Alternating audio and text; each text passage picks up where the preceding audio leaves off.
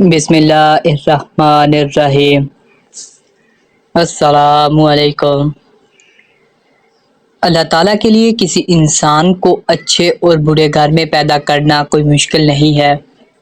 اللہ تعالیٰ برے لوگوں کے گھر نیک پیدا کر دیتا ہے، اچھے لوگوں کے گھر برے لوگوں کو جنم دے دیتا ہے۔ ایسی ہی مثال قرآن پاک میں حضرت نوح علیہ السلام اور حضرت لوط علیہ السلام کی بیویوں کی ہے، جو اللہ تعالیٰ کے نبیوں کے ساتھ رہ کر بھی گمراہ رہیں، جبکہ اس کے برعکس تاریخ کے ظالم ترین شخص فرعون کی بیوی کی مثال ہے، جنہیں اللہ پاک نے جنت کی اعلیٰ تر خواتین میں شمار کیا ہے۔ ایسی ہی ایک مثال ابلیس کے پرپوتے حامہ کی ہے۔ ابلیس جس نے حضرت آدم علیہ السلام کو سجدہ کرنے سے اللہ تعالیٰ کے حکم کو انکار کر دیا تھا، جس نے اللہ تعالیٰ سے وعدہ کیا تھا کہ میں تیری مخلوق کو ہر وقت اچھے اور نیک کاموں سے روکوں گا، حضرت آدم علیہ السلام کے بیٹے حابیل کے قتل میں شریک تھا۔ ناظرین، آج کی ویڈیو اسی ابلیس کے پرپوتے حامہ کی ہے، جس کا ذکر ہم بے شمار صحیح احادیث میں ملتا ہے۔ بہت سی حدیثوں کے مطابق حامہ نے اپنے گناہوں سے توبہ استغفار کیا، نبیوں کی نگرانی میں آسمانی کتابوں کا علم حاصل کیا۔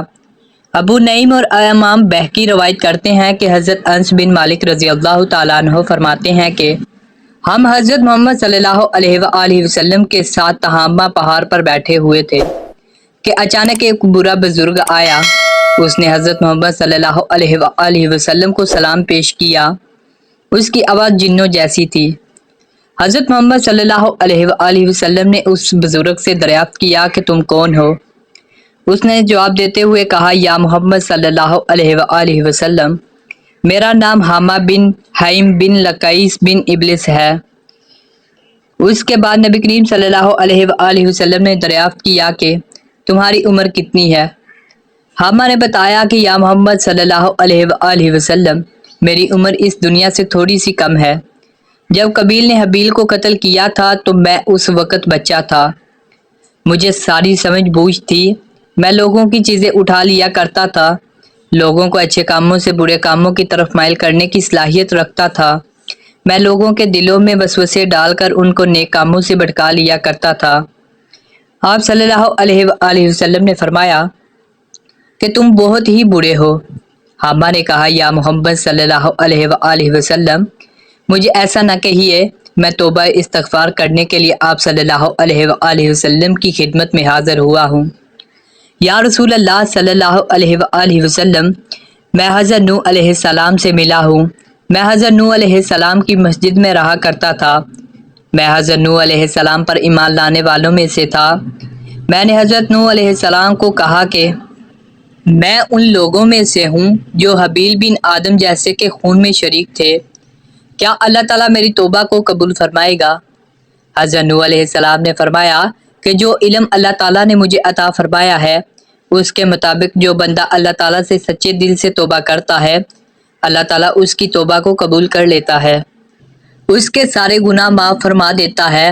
حامہ کہتا ہے کہ پھر میں نے نبی نوح علیہ السلام کے حکم کے مطابق 2 رکعت نوافل ادا کیے تو حضرت نوح میرے پاس آ کر کہنے لگے، حامہ سر اٹھا، اللہ تعالیٰ نے تیری توبہ قبول کر لی ہے۔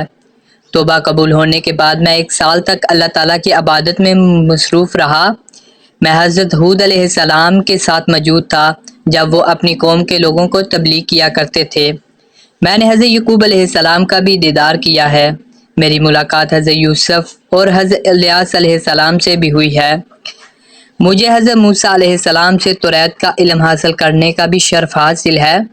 حضرت موسیٰ علیہ السلام نے مجھے فرمایا تھا کہ جب تو حضرت عیسیٰ علیہ السلام کو ملو گے تو حضرت عیسیٰ علیہ السلام کو میرا سلام پیش کرنا۔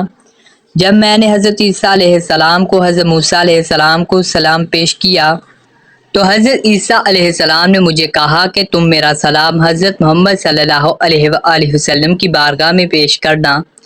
حامہ نے کہا کہ میں حضرت عیسیٰ علیہ السلام کا سلام آپ صلی اللہ علیہ وآلہ وسلم کو پہنچانے کے لیے آپ صلی اللہ علیہ وآلہ وسلم کی بارگاہ میں پیش ہوا ہوں۔ حضور اکرم صلی اللہ علیہ وآلہ وسلم نے جب یہ پیغام سنا تو آپ کے آنسو آ گئے۔ آپ نے فرمایا، عیسیٰ علیہ السلام پر سلام ہو، اور اے حامہ، امانت پہنچانے کی وجہ سے تجھ پر بھی سلام ہو۔ تیری کیا حاجت ہے اے ہما؟ اس جن نے عرض کیا کہ حضرت موسیٰ علیہ السلام نے مجھے توریت سکھائی تھی اور حضرت عیسیٰ علیہ السلام نے مجھے انجیل سکھائی تھی، پس آپ صلی اللہ علیہ وآلہ وسلم مجھے قرآن سکھا دیجئے۔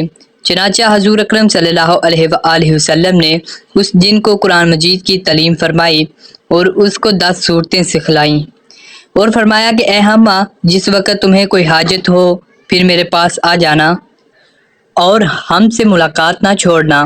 حضرت انس رضی اللہ تعالی عنہ سے مروی ہے کہ جب حضور اکرم صلی اللہ علیہ وآلہ وسلم وفات پا گئے تو پھر ہمیں حامہ کی کوئی خبر نہ رہی کہ وہ زندہ ہے یا مر گیا۔